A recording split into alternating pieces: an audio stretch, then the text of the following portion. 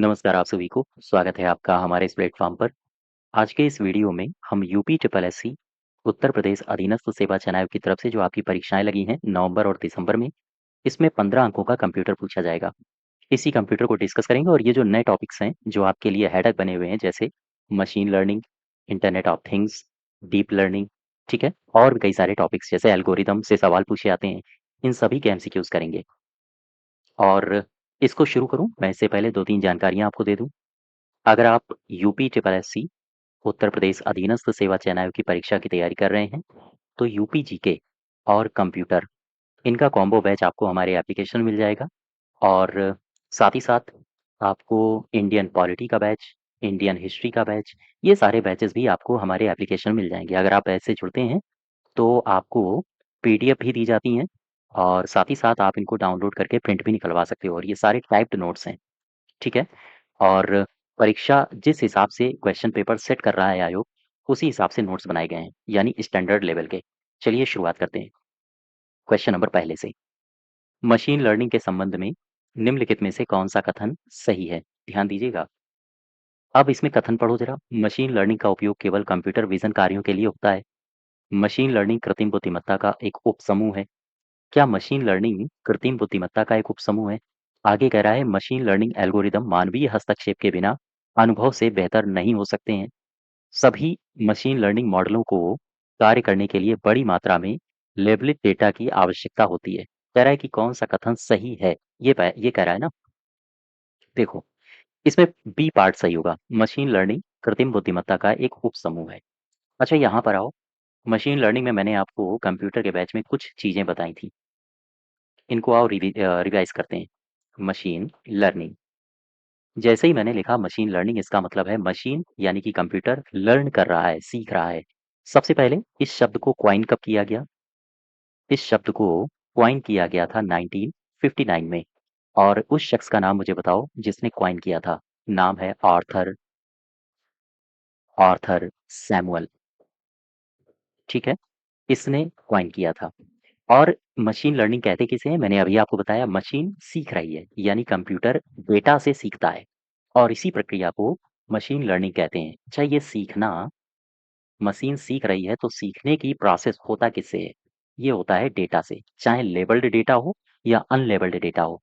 अब अगर हम आपसे पूछें कि मशीन लर्निंग के मुझे टाइप्स बता दो, प्रकार, तो इसमें आपने पढ़ा था सुपरवाइज्ड सुपरवाइज्ड मशीन लर्निंग। दूसरा कौन-सा टाइप पढ़ा था? मैंने आपको बताया था अनसुपरवाइज्ड सुपरवाइज्ड मशीन लर्निंग। और तीसरा मैंने आपको टाइप बताया था रीइंफोर्समेंट रीइंफोर्समेंट मशीन लर्निंग। इन 3 टाइप्स के अलावा भी 2 अन्य टाइप भी मैंने आपको बताए थे। कौन-कौन से? एक बताया था सेमी सुपरवाइज्ड मशीन लर्निंग और इसके अलावा एक बताया था सेल्फ सुपरवाइज्ड मशीन लर्निंग, ठीक है? तो ये कुछ मशीन लर्निंग के टाइप्स भी हैं। इनकी परिभाषाएँ भी याद रखना, आपसे पूछी जाती हैं। चलिए, वापस आ जाओ क्वेश्चन नंबर पहले का बी पार्ट सही होगा। दूसरे में क्या कह रहा है? दूसरे में कह रहा है कि internet of things IoT, internet of things के संदर्भ में आरएफआईडी, ये लिखा है आरएफआईडी, इसका पूरा नाम पूछा जाता है। इसका पूरा नाम है radio frequency identification. Radio frequency identification. अच्छा, चूंकि बात हो रही है इंटरनेट ऑफ थिंग्स की, क्या मुझे बता सकते हो इंटरनेट ऑफ थिंग्स के इतिहास से संबंधित कुछ महत्वपूर्ण बातें? देखो, मैंने यहाँ लिखा आईओटी यानी कि इंटरनेट ऑफ थिंग्स। इसके जब आप इतिहास में जाते हो तो इंटरनेट से संबंधित कुछ महत्वपूर्ण थिंग्स चीजें 1982 में पहुंचो आप, 1982 में। 1982 में मैंने आपको बताया था एक विश्वविद्यालय था, कार्नेगी विश्वविद्यालय। इस विश्वविद्यालय में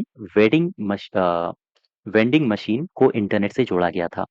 फिर 1990 में इंटरनेट की एक चीज आई, टोस्टर को इंटरनेट से जोड़ा गया। 1990 में एक और घटना घटती है। 1990 में एक शख्स थे जिनका नाम था एस्टन केविन एस्टन। और इन्हीं केविन एस्टन ने आईओटी यानी इंटरनेट ऑफ थिंग्स को गढ़ा था। क्या मुझे बता सकते हो आईओटी के घटक कौन-कौन से हैं? मैंने आपको बताया था। याद आ रहा है कुछ? रिवाइज करो। इंटरनेट ऑफ थिंग्स के जो घटक हैं ये है पहली थिंग्स, या फिर हम कहें डिवाइसेस। दूसरा घटक कौन है? दूसरा घटक मैंने आपको बताया था गेटवे। तीसरा घटक मैंने आपको बताया था क्लाउड। और इसके अलावा एक मैंने घटक आपको बताया था एनालिटिक। ठीक। और यूजर इंटरफेस, यूजर इंटरफेस, इनकी एक एक लाइन की मैंने आपको परिभाषा भी बताई थी जो पूछी जाती है। जैसे एक तरफ ये घटक लिख देगा और दूसरी तरफ इनके यूजेस लिख देगा इस तरफ, और कहेगा मैच कराओ। तो आप पीडीएफ को डाउनलोड करके इनको बार बार रिवाइज करिए। ठीक है। क्वेश्चन नंबर तीसरे में पहुंचो। थर्ड क्या कह रहा है? थर्ड कह रहा है मानव जैसा दिखने वाला रोबोट ये कहलाता है। ये भैया मानव है तो ह्यूमन है, ह्यूमनाइड कहलाएगा, है ना। अच्छा, एक शब्द और है, एक शब्द और है, इसको भी याद रखना। जैसे मैंने लिखा गाइडनॉइड, ये क्या है? ये महिलाओं के लिए, या हम कहें महिलाओं से मिलते जुलते जो रोबोट होते हैं उनके लिए ये शब्द का इस्तेमाल किया जाता है। ह्यूमन से मिलते जुलते रोबोट ये ह्यूमनाइड कहलाएंगे, और अगर आपसे पूछे महिला से मिलते जुलते रोबोट उसके लिए कौन सा शब्द है? गायनॉइड। ठीक है, याद रखो। अब आ जाओ चौथे में। एल्गोरिदम का परीक्षण ये किसके द्वारा होता है? ये डेटा के द्वारा होता है। ये सवाल आपके प्रीवियस ईयर में पूछे गए हैं। प्रीवियस ईयर का मतलब यूपी ट्रिपल एस सी ने अभी जो पहले परीक्षाएं करवाई गई हैं, ठीक है, सभी में पूछे गए हैं। तो एल्गोरिदम का परीक्षण ये डेटा के द्वारा।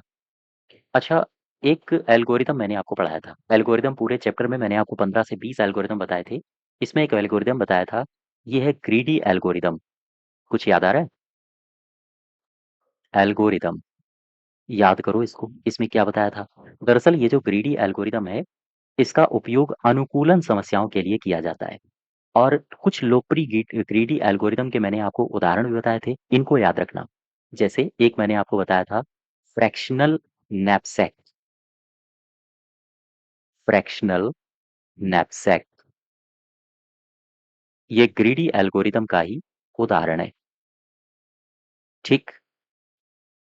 इसके अलावा मैंने आपको बताया था डिजकस्ट्रा। ये एक यूपी ट्रिपल एस सी ने पिछले महीने जो एग्जाम कराया था उसमें इससे सवाल भी पूछा था शायद, मार्च या फिर फरवरी के आसपास। डिजकस्ट्रा एल्गोरिदम, ये भी याद रखना इसकी परिभाषा ये क्या है, कहाँ पर इसका यूज होता है। एक मैंने आपको बताया था क्रुस्कल, क्रुस्कल एल्गोरिदम, या फिर आपने सुना होगा हफमैन कोडिंग, इसको भी याद रखना। साथ ही साथ मैंने आपको प्राइम का एल्गोरिदम बताया था, प्राइम का एल्गोरिदम। ठीक है। कुछ इस प्रकार के एल्गोरिदम है जिनकी परिभाषाएं आपसे पूछी जाती हैं। डेटा, बी पार्ट इसमें सही होगा। अब आ जाओ पांचवें में। फिफ्थ में क्या कह रहा है? पांचवें में कह रहा है कि निम्नलिखित में से कौन सी एक भौतिक चीज है जो ईथरनेट या किसी तार पर दिखाई देती है? इसे कहते हैं पैकेट।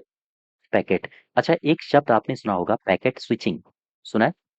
आओ जरा इसके बारे में डिस्कस कर लें। यहाँ से भी सवाल पूछा जाता है। जैसे मैंने कहा, मैंने लिखा पैकेट स्विचिंग, ये क्या है? पैकेट स्विचिंग दरअसल जो डेटा होता है ना, कोई डेटा है, ये डेटा छोटी छोटी इकाइयों में भेजने की जो विधि है उसे कहा जाता है पैकेट स्विचिंग। अब डेटा को हमने भेजा, डेटा को जब भी कभी भेजा जाता है तो छोटी छोटी इकाई, छोटी छोटी इकाई के रूप में इसे भेजा जाता है।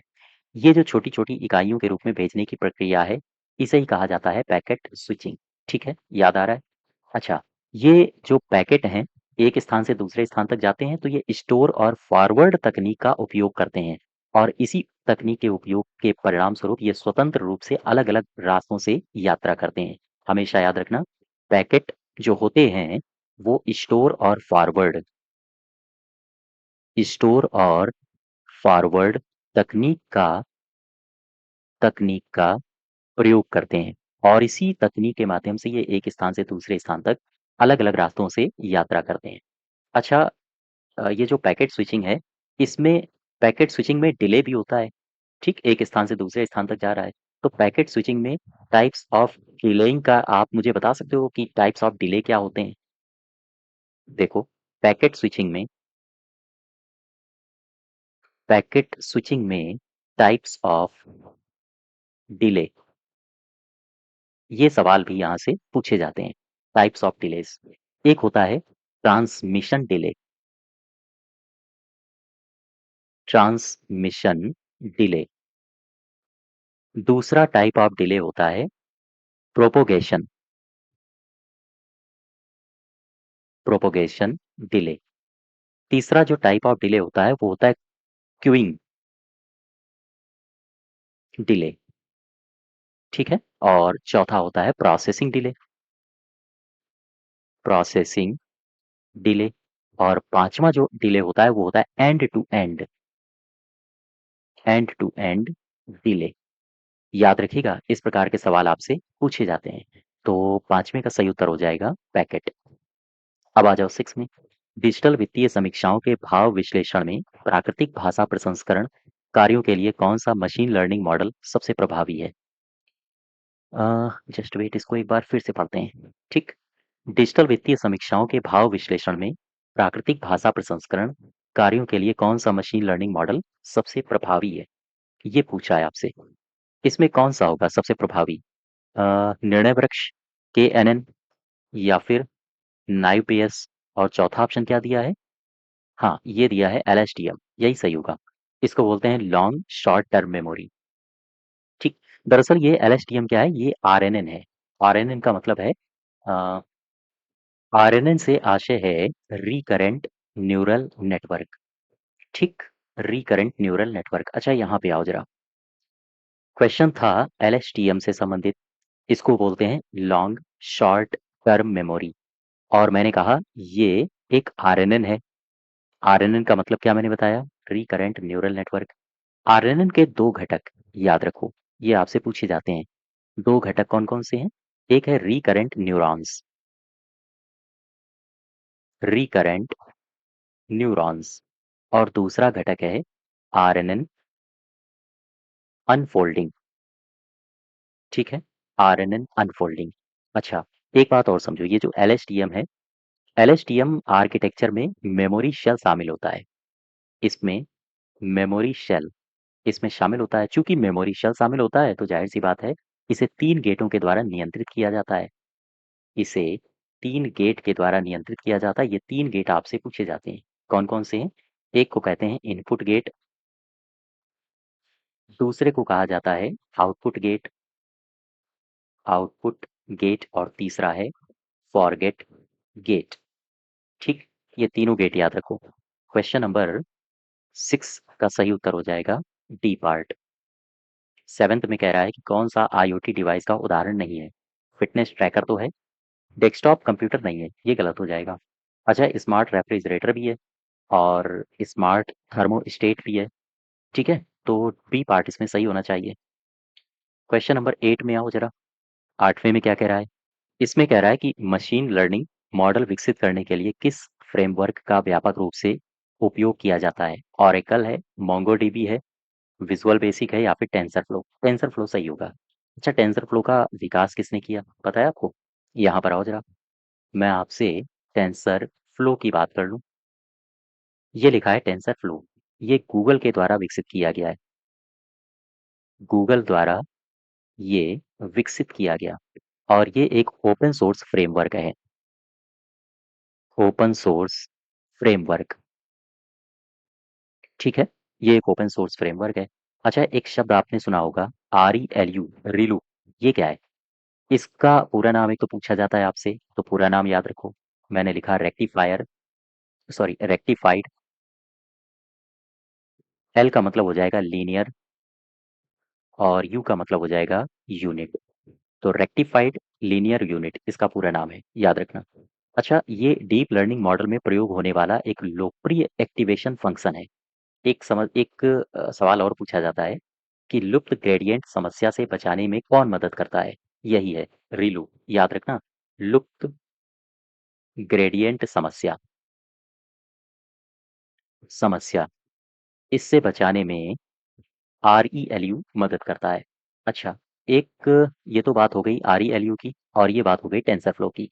इसका विकास गूगल ने किया है, ठीक। वापस आ जाओ, टेंसर फ्लो डी पार्ट सही होगा। अच्छा, 9th में आओ जरा।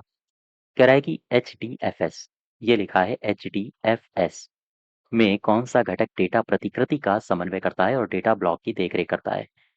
जॉब ट्रैकर है, नेम नोड है, या फिर टास्क ट्रैकर है, या फिर डेटा नोड है? नेम नोड ये सही होगा। बी पार्ट क्यों सही होगा? आओ जरा इसकी भी चर्चा कर लें। देखो ये लिखा है HDFS। सबसे पहले तो इसका पूरा नाम बताओ आपको। कहते हैं Hadoop distributed Hadoop distributed file system. File system. अब यहाँ पर एक बात समझो, अभी थोड़ी देर के लिए हडूप को हटा देते हैं। ये लिखा है डिस्ट्रीब्यूटेड फाइल सिस्टम। सबसे पहले तो मुझे यही बता दो, डिस्ट्रीब्यूटेड यानी अलग अलग फाइल सिस्टम का मतलब क्या होता है? डीएफएस इसको कहा जाता है। ठीक है, इसे शॉर्ट में कहते हैं डीएफएस, और ये हो गया एच। तो दोनों को जब कंबाइंड कर दोगे तो एच डी एफ एस हो जाएगा। अभी अलग अलग बात करते हैं, पहले डीएफएस को उठा लो। ये लिखा DFS, distributed file system, Hindi में कहेंगे वितरित फाइल सिस्टम। वितरित फाइल सिस्टम। ठीक। अब मुझे ये बताओ, ये वितरित फाइल सिस्टम में क्या है? ये कौन सी बला है? देखो एक बात समझो, डिस्क जो स्टोरेज होता है उस पे फाइलों को प्रबंधित करना है और उन्हें व्यवस्थित करना है, तो इसके लिए डीएफएस का इस्तेमाल किया जाता है। ठीक। एक बात याद रखो, एक लाइन सीधी सीधी लिख लो। डिस्क स्टोरेज पर डिस्क स्टोरेज पर फाइलों को प्रबंधित प्रबंधित एवं व्यवस्थित करना। ठीक है, व्यवस्थित करना, ये डीएफएस का काम है। और अब इसमें हडूप लगा दो। अच्छा, अगर आपसे पूछे ये जो HDFS है, हडूप डिस्ट्रीब्यूटेड फाइल सिस्टम, ये किस एल्गोरिदम का उपयोग करता है? याद रखो, मैप रिड्यूस एल्गोरिदम का। ठीक है, इस एल्गोरिदम का ये इस्तेमाल करता है। अच्छा, HDFS के दो मुख्य घटक हैं, यही सवाल आपसे पूछा गया था। HDFS के घटक, इसके दो प्रमुख घटक हैं। ये दो घटक कौन कौन से हैं? आओ देखो। एक घटक है, इसको बोलते हैं नेम नोड। ये नेम नोड करता क्या है? दरअसल ये डेटा नोड्स का प्रबंधन करता है और निगरानी करता है, याद रखना। नेम नोड काम क्या करता है? डेटा डेटा नोड्स का प्रबंधन और निगरानी। अभी हम लोग सवाल में देखेंगे किस हिसाब से सवाल बनाया था उसने, आयोग ने। तो डेटा नोड का प्रबंधन और निगरानी ये करता है। इसके अलावा और क्या करता है? डेटा ब्लॉक बनाना, डेटा ब्लॉक बनाना, ठीक है, उसे हटाना, या फिर उनकी प्रतिकृति बनाने के निर्देश भेजना। प्रतिकृति बनाने के निर्देश भेजना, ये होता है इसका काम। और दो घटक मैंने आपको बताए हैं HDFS के, तो एक हो गया नेम नोड और दूसरा होता है data node. Data node slave की में हम बात कर रहे हैं। अब ये जो लाइन है ना, इस लाइन को पकड़ो और आ जाओ क्वेश्चन में। लिखा है कि कौन सा डेटा घटक प्रतिकृति का समन्वय करता है और डेटा ब्लॉक की देखरेख करता है? बताओ भाई, डेटा ब्लॉक की देखरेख अब कौन करेगा? कौन प्रतिकृति बनाएगा, समन्वय करेगा उसका? तो नेम नोड करेगा। ठीक है, क्वेश्चन नंबर 10 में आ जाओ। 10 क्या कह रहा है? 10 इसमें कहा है पर्यवेक्षित अपर्यवेक्षित अ, अधिगम के बीच मुख्य अंतर क्या होता है? पर्यवेक्षित और अपर्यवेक्षित, ये पूछ रहा है आपसे। पर्यवेक्षित अधिगम अपर्यवेक्षित अधिगम की तुलना में सस्ता होता है। पर्यवेक्षित अधिगम के लिए न्यूरल नेटवर्क की आवश्यकता होती है, जबकि अपर्यवेक्षित अधिगम के लिए नहीं होती है। पर्यवेक्षित अधिगम केवल बड़े डेटा के साथ काम करता है, जबकि अपर्यवेक्षित अधिगम नहीं करता है। पर्यवेक्षित अधिगम लेबल डेटा का उपयोग करता है और अपर्यवेक्षित अधिगम ये बिना लेबल डेटा का इस्तेमाल करता है। तो डी पार्ट सही है। ठीक, डी पार्ट। अच्छा, यहाँ पे आओ, क्वेश्चन नंबर 11 में कह रहा है कि IoT प्लेटफॉर्म अमेजन के द्वारा प्रदान किया गया है। कौन सा है IoT प्लेटफॉर्म जो अमेजन के द्वारा प्रदान किया गया है? ये है AWS। AWS क्या है? इसे कहते हैं अमेजन वेब सर्विस। देखो, मैं यहाँ पर कुछ प्लेटफॉर्म्स लिखता हूँ, ये प्लेटफॉर्म्स याद रखना। IoT platform. IoT प्लेटफॉर्म्स क्या है? देखो एक बात समझो, इसमें कुछ मैं प्लेटफॉर्म लिख रहा हूँ, एज इट इज याद करना। AWS इसको बोलते हैं अमेजन वेब सर्विस। ठीक है। एक दूसरा प्लेटफॉर्म और है, ये है माइक्रोसॉफ्ट एज्योर। माइक्रोसॉफ्ट का है एज्योर। एक प्लेटफॉर्म और याद रखना, ये है oracle, IoT, internet of things. एक प्लेटफॉर्म है जिसको बोलते हैं पार्टिकल। एक प्लेटफॉर्म है इसको बोलते हैं, आईबीएम का है ये, आईबीएम वाटसन। वाटसन। एक प्लेटफॉर्म है, ये सैमसंग का है, ये आर्टिक बोलते हैं, आर्टिक। ठीक है। तो ये कुछ प्लेटफॉर्म्स हैं आईओटी, इंटरनेट ऑफ थिंग्स के। डायरेक्ट सवाल पूछे जाते हैं। एडब्ल्यूएस पूछा था आपसे, आंसर हो जाएगा बी पार्ट। चलो भाई, अब आ जाओ 12 नंबर में। कह रहा है के मीन्स एल्गोरिदम। ये के मीन्स एल्गोरिदम एक क्या है, एक काहे का एल्गोरिदम है? सेमी सुपरवाइज्ड है, सुपरवाइज्ड है, या फिर रीइंफोर्समेंट है, या फिर अनसुपरवाइज्ड? आंसर होगा डी पार्ट, अनसुपरवाइज्ड। याद करो जरा, अनसुपरवाइज्ड में मैंने आपको कुछ चीजें बताई थी, जैसे अनसुपरवाइज्ड लर्निंग। ठीक है। अनसुपरवाइज्ड लर्निंग में पहुंचो, यहां पर हमने आपको एक प्रकार बताया था, क्लस्टरिंग। कुछ याद आ रहा है? क्लस्टरिंग ये क्या है? क्लस्टरिंग वास्तव में एक ऐसा मेथड, मैंने आपको बताया था कि एक ऐसा मेथड होता है जिसमें ऑब्जेक्ट को अलग अलग समूहों में बांटा जाता है, क्लस्टर किया जाता है। अच्छा, तो इस क्लस्टरिंग एल्गोरिदम के हमने आपको कुछ प्रकार भी बताए थे, याद करो जरा। जैसे एक प्रकार मैंने आपको बताया था, के मीन्स क्लस्टरिंग। के मीन्स क्लस्टरिंग। एक दूसरा प्रकार बताया था, mean shift. Mean shift clustering.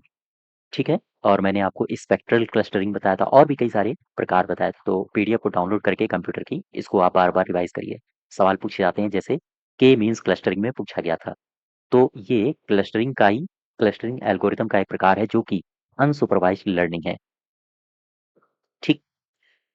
Unsupervised learning सही हो जाएगा उत्तर, डी पार्ट। अब आ जाओ 13 में। 13 क्या कह रहा है?